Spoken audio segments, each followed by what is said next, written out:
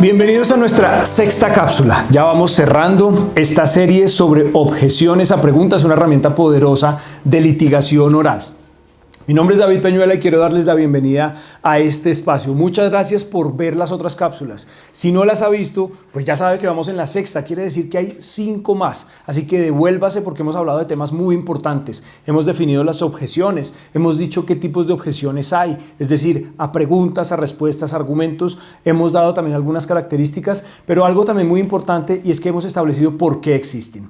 Pero además entramos a las reglas sobre las objeciones. Vimos 3 reglas y luego entramos a un punto muy importante que es en el que estamos hoy, que tiene que ver con cuáles son las objeciones. Hemos dicho que existen 24 objeciones, que las encuentra acá en mi libro El arte de litigar, y que si usted quiere tener mucha más atención y usted quiere aprender a desarrollar esa habilidad de escucha y de observación, mi libro Cómo detectar mentiras le va a ser una herramienta maravillosa y perfecta.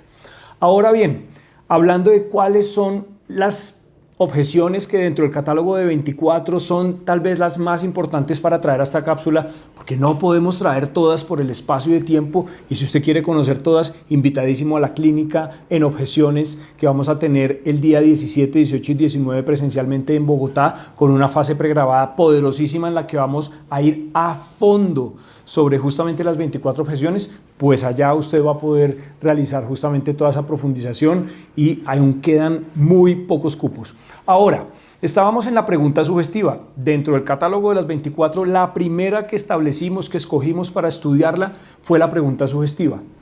Y de la pregunta sugestiva dijimos, es aquella cuya formulación incluye la respuesta que queremos que el testigo nos dé. Y se caracteriza porque sus respuestas son de sí, de no sé o de no recuerdo. Esas son las preguntas sugestivas, y también habíamos dicho que las preguntas sugestivas están prohibidas en el examen directo. Y entonces ahí habíamos dicho que existen 4 fases de preguntas durante la fase o durante la práctica de la prueba testimonial. Habíamos dicho, tenemos el examen directo, luego tenemos el contraexamen o el contrainterrogatorio, luego tenemos el redirecto, luego tenemos entonces el recontrainterrogatorio. 4 fases que nos hacen justamente ver que hay una dinámica, hay un dinamismo. No simplemente se trata de usted pregunta y luego usted repregunta, sino que hay más posibilidades para aclarar y para refutar. Eso lo encuentra usted en el artículo 221, numeral 4, si no estoy mal, de nuestro Código General del Proceso. Correcto, numeral 4. Si usted está en otro país, vaya a su Código de Procedimiento o General del Proceso, que allá va a encontrar probablemente estas regulaciones. Nosotros en Colombia tenemos esta regulación, tenemos las 4 fases en asuntos no penales. Lo más probable es que en su latitud también, allá en su legislación también. Así que, dicho esto, es importante que vaya por su código para ver esta cápsula y el resto que viene, diciendo que esta semana vamos a terminar justamente con las cápsulas. Esta semana terminamos con la cápsula, con la serie de objeciones, una herramienta poderosa de litigación. Y va a tener usted casi que 10 clases poderosísimas para poder profundizar mucho más sobre lo que ni las universidades ni los códigos nos enseñan. Dicho eso, entonces vamos a terminar la objeción por pregunta sugestiva y luego vamos a hablar sobre la pregunta confusa. Una pregunta que pareciera, o una objeción que pareciera no presentar mucha dificultad, pero que en la práctica puede presentar un matiz, que es el que quiero que abordemos hoy. Terminando entonces con la pregunta sugestiva y habiendo dicho en qué consiste, cuáles son sus características y recordando además que está prohibida por cuenta de que afecta la espontaneidad y por cuenta de que lo que queremos es un testigo que demuestre solvencia. ¿Cuál es la palabra? Solvencia al hablar, para poder tomar una decisión que al fin de cuentas va a ser restrictiva de los derechos de uno de los extremos procesales para poder llevar a cabo justamente esa decisión, para poder tomar esa decisión de la forma más ajustada al ordenamiento jurídico. Necesitamos que se demuestre que el testigo sabe, y para eso necesitamos que haya espontaneidad, es decir, que no haya ayuda significativa, que por su propio impulso el testigo hable sobre no solo lo que sabe, es decir, lo que ocurrió y lo que percibió, sino que además hable de las circunstancias de tiempo, modo y lugar, y también hable de algo muy importante, y es por qué sabe lo que sabe, que eso tiene que ver con otro tema mucho más relacionado con el examen directo. Así que bien, Habíamos dicho esto en relación con la pregunta sugestiva. ¿Cuál es el fundamento? ¿Cuál es el soporte legal que hace que la pregunta sugestiva sea prohibida en el examen directo y en el redirecto por cuenta de la afectación de la espontaneidad? Pues eso usted lo encuentra en el artículo 220, inciso penúltimo, que le dice: las partes podrán objetar preguntas por las mismas causas de exclusión a que se refiere el inciso precedente y cuando fueren sugestivas. Así que ahí encuentra usted el fundamento en Colombia para poder levantar la mano, prender el micrófono y decir: objeción, señor juez, esa pregunta es sugestiva. ¿Cómo salir de la pregunta sugestiva? Reformulándola. ¿Cómo la reformula? Convirtiéndolo en pregunta abierta o pregunta cerrada. Este método y la práctica de este método se la enseñamos en nuestra clínica sobre objeciones. Una vez teniendo claro que una de las preguntas más concurridas, una de las preguntas y de los errores, más bien para ser bien claro, uno de los errores más cometidos en el examen directo y en el redirecto por parte de abogados que no conocen de técnicas de litigación oral es la formulación de preguntas sugestivas, que ya sabemos por qué está prohibida por un lado, pero que por el otro lado sabemos que está prohibida y por qué. Pues es momento entonces de pasar a la siguiente pregunta, a la siguiente objeción que más comúnmente se presenta, y es la pregunta confusa. Y la pregunta confusa uno la puede definir como aquella cuya formulación es inadecuada y por lo tanto hace que la pregunta misma no se entienda. Puesto en términos más claros, la pregunta compuesta, la pregunta confusa es aquella que cuando se formula la pregunta no es entendible y por lo tanto el receptor del mensaje, es decir, el testigo, termina diciendo: ¿sabe qué? No entendí. Pero no entendí de manera genuina, es decir, es un no entendimiento genuino que efectivamente pues implica que la persona no va a poder saber qué quiere contestar o qué va a contestar. Más bien, el testigo no sabe qué es lo que quiere el interrogador con esta pregunta. Ahora bien, he visto un error que es muy marcado en la práctica, y es que hay abogados que cuando escuchan la formulación de la pregunta por parte del otro abogado, de la otra abogada, al testigo, objetan la pregunta y dicen: es confusa. Y ahí creo que hay un error, ¿sabe? Y creo que hay un error por cuenta de que la confusión solo la puede determinar quien recibe la pregunta.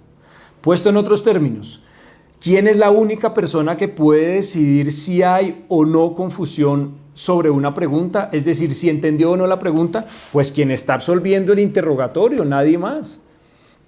Esa es la razón por la cual a mí me parece un error que abogados, sin saber lo que piensa el testigo, pues entonces levanten la mano y digan: objeción, esa pregunta es confusa. Ahí lo que toca hacer es instruir desde el principio de la audiencia o desde el principio de la declaración al testigo para decirle: si hay alguna pregunta que usted no entienda, hágamelo saber. Y por favor dígame justamente: no entiendo la pregunta, que yo con gusto se la reformulo. Pero lo que no vale es que la contraparte, que el abogado más bien de la contraparte, pues objete la pregunta. Es decir, que levante la mano y diga: objeción. ¿Cuándo normalmente se da esa conducta por parte del abogado de la contraparte? Cuando estamos haciendo contrainterrogatorio o interrogatorio de parte. Lo cierto es que no solo uno, sino el juez debería tomarse la molestia de instruir tanto a abogados como al testigo o al declarante, diciéndole: mire, en cuanto a la pregunta confusa, es decir, en cuanto a aquellas preguntas que usted no entienda, que sea el testigo o el declarante el que determine justamente si esa pregunta se entiende o no. Porque de lo contrario estaríamos a expensas de que una persona que no sabe leer la mente, porque es que vea lo ilógico de esa objeción cuando se plantea por una persona pues distinta al mismo testigo, pues una persona que no sabe leer la mente termina diciendo: oiga, pues esa pregunta es objetable por ser confusa. Ahora bien, hay excepciones de excepciones y habrá momentos en los que la pregunta sea tan tan confusa, que efectivamente pues podamos levantar la mano y podamos decir, pues es que acá no hay necesidad de leer la mente, porque resulta que su formulación es tan confusa que efectivamente pues resulta confusa no solo para el testigo, sino para todas las otras personas. Entonces, en conclusión, la pregunta confusa es aquella cuya formulación no se hace de manera sencilla, no se hace de manera simple, no se hace con lenguaje práctico, sino que por el contrario, tanto en estructura como en palabras, se torna difícil de entender.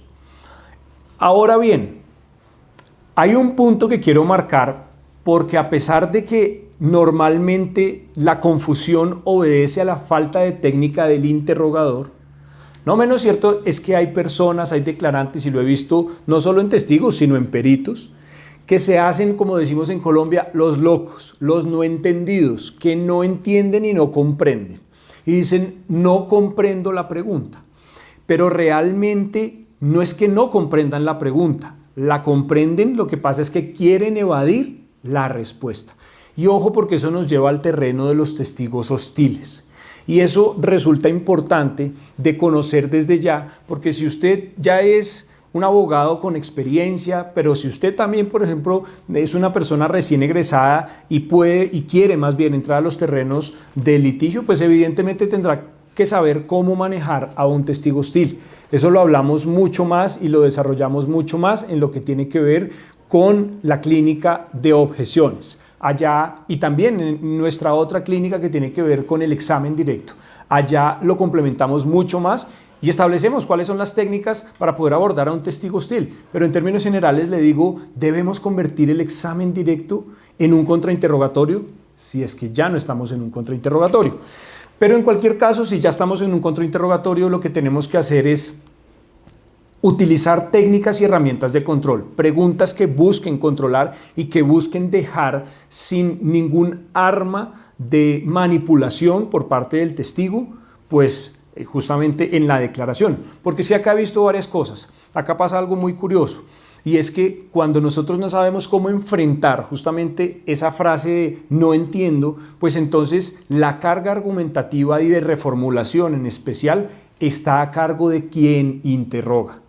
Pero la cuestión, y acá el quid del asunto, ¿sabe cuál es? Y esto es lo que tenemos que pensar, tenemos que, como un boomerang, devolver el efecto a través de una pregunta para que sea justamente el declarante el que termine recibiendo la carga y no seamos nosotros. Ejemplo, cuando a usted le dicen no entiendo la pregunta, pues entonces usted tendrá que preguntarle ¿qué no entiende? Y de esa manera usted está devolviendo el boomerang y el efecto va a recaer sobre la persona.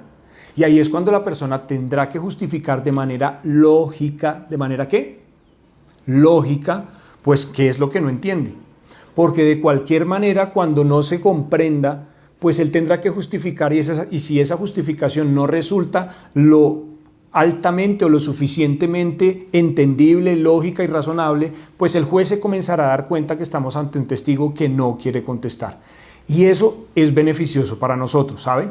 Porque eso hará que si estamos, por ejemplo, en un contrainterrogatorio, la valoración de la prueba testimonial con respecto a la contraparte, que fue quien la aportó, comience a reducir valor probatorio.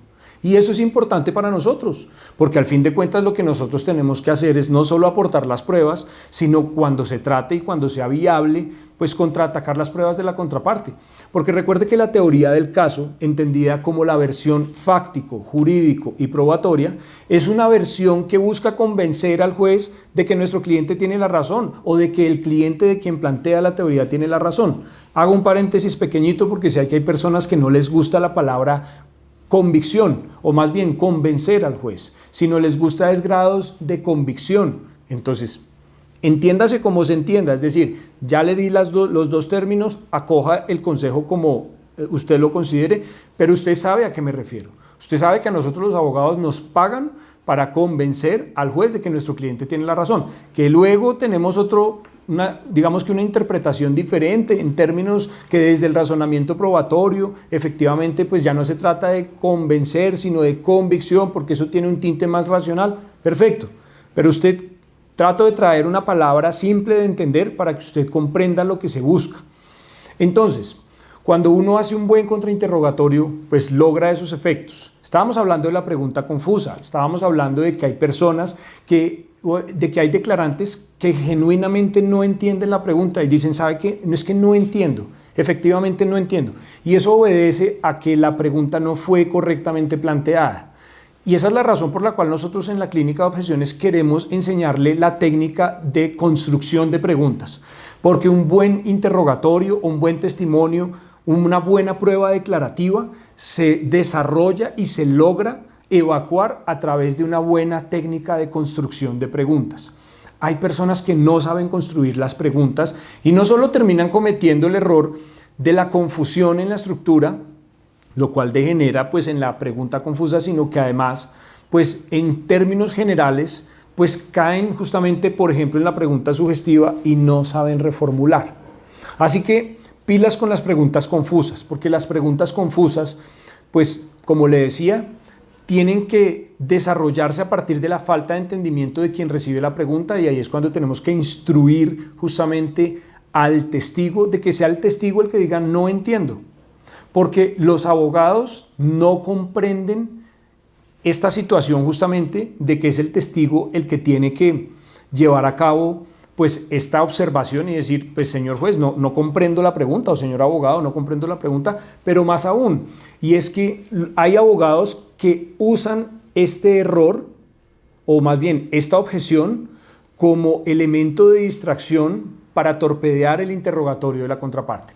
Y acá hay que recordar lo que vimos en la cápsula pasada, y es que de la mano del artículo 78, el 80 y el 81, si no estoy mal, de nuestro Código General del Proceso, búsquelo por allá en sus artículos y en sus códigos, de las otras latitudes que seguro va a encontrar actuaciones de mala fe y las sanciones sobre las actuaciones de mala fe, tenemos que poner de presente al despacho que si vemos una conducta reiterada por parte de la contraparte, del abogado de la contraparte o de la contraparte, justamente para efectos de poder evacuar con naturalidad el interrogatorio, sin que haya objeciones infundadas, ojo, yo no estoy diciendo que sin que haya objeciones, estoy diciendo sin que haya objeciones infundadas, en ese evento tendremos que decir, señor juez, a la vista o a la luz del artículo 78, del artículo 80, 81 o de los que correspondan, por favor, le pido que pues conmine a la contraparte, al abogado de la contraparte, a que permita desarrollar el interrogatorio de manera clara, fluida y demás. Eso lo habíamos visto en la clase pasada, pero vean lo importante que resulta en la práctica que nosotros conozcamos las herramientas para defendernos, porque si no conocemos las herramientas para defendernos, pues justamente no nos van a dejar desarrollar el interrogatorio. Y en Colombia hay un dicho muy interesante que dice, el mono sabe en qué palo trepa, es decir, la persona sabe qué hacer con quién, puesto en términos más claros. La contraparte sabe qué tipo de estrategias utilizar y con quién, dependiendo de cuál sea el abogado de la contraparte. Así que de esta manera, y voy cerrando diciéndoles lo último, ¿dónde encuentra usted el sustento legal de esta objeción? En el artículo 219. 219 que le dice lo siguiente, le dice, toda pregunta deberá ser clara. Toda pregunta deberá ser clara. Y la claridad justamente pues implica que la pregunta sea entendible. Finalmente le diría, ¿cómo salir de la objeción? Pues construyendo una claridad, construyendo la pregunta de manera clara. ¿Y cuáles son los elementos que dan cuenta o que facilitan la claridad? También lo dije hace un momento. Una pregunta concreta, es decir, sobre un hecho, ojalá en específico. 2, lenguaje claro y lenguaje sencillo. Y en cuanto a la estructuración, que sea clara. Si un niño de 5 años, 6 años, 7 años le entiende la pregunta, se la tiene que comprender el testigo, el declarante. Amigos míos, de esta manera llegamos a la última parte justamente de nuestra cápsula número 6 de esta serie sobre objeciones a preguntas, una herramienta poderosa de litigación. Si usted se quiere inscribir a nuestro curso, nuestra clínica de objeciones, escríbanos al WhatsApp +57 314-476-1966. Quedan 2 cupos únicamente. Y si quiere comprar nuestros libros, al menos el de El arte de litigar y cómo detectar mentiras, en Google pone justamente Busca Libre, que es la plataforma por donde comercializamos los libros, y pone David Peñuela Libros y ahí le aparecen los 2. Les mando un abrazo y nos vemos en la cima.